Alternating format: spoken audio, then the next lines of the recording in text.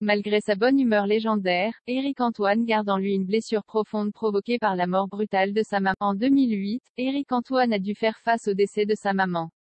Une épreuve douloureuse à laquelle il n'a pas pu se préparer. Il faut dire que pour le protéger, sa mère avait décidé de lui cacher son cancer. Dans une récente interview, le magicien s'est confié sur ce terrible choix.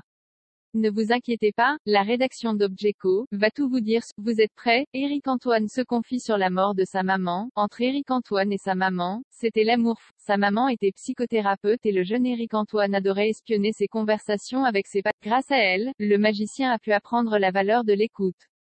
Ou encore de l'échange, c'est ça que m'a transmis ma mère, un regard aimant, une écoute aimante, une attention et une douceur.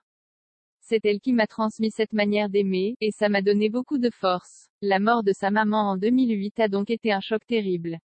D'autant plus qu'elle est décédée d'un cancer qu'elle lui a caché jusqu'à son dernier souffle. Une décision qu'il a eu du mal à accepter au départ. Je ne comprenais pas pourquoi il ne m'a pas demandé. J'étais au démarrage de ma carrière, j'étais très nombriliste, je me battais contre des moulins à vent comme tous les artistes qui débutent, et je pense qu'elle n'a pas voulu perturber ça. Même s'il a eu du mal à comprendre, il n'en veut pas à sa mère, il prend la décision de sa maman avec philosophie. Aujourd'hui, Éric Antoine comprend absolument le choix de sa maman, et le voit même comme une façon de le préserver. D'ailleurs, plusieurs années après, il prend ça avec philosophie. J'ai trouvé que c'était encore une grandeur absolue, de quitter la planète sans chercher à se faire regretter.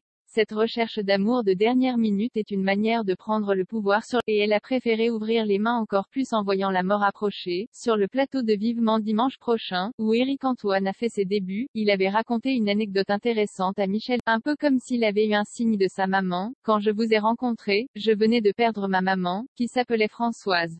Et la première fois que j'étais sur la tombe de ma maman, évidemment j'ai pleuré comme un veau, et j'ai essayé un petit peu de lui raconter ce qu'il m'arrivait dans la vie. Ça commençait à marcher, et mon téléphone se met à sonner. Évidemment intérieurement je me dis, je ne vais pas répondre, je suis en train de parler à ma Françoise, à ma maman. Éric Antoine fait la rencontre de Michel Drucker, pour une raison qui lui est encore étrangère. Éric Antoine s'était décidé à répondre cet appel. Et justement, celui-ci va changer sa vie. J'ai pris le téléphone et j'entends, allô, c'est Françoise.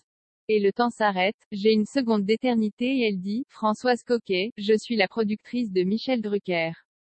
Elle me dit cette phrase que je n'oublierai jamais. Éric, on aimerait vous essayer. Moi je passe des larmes au rire et ça transforme ma vie.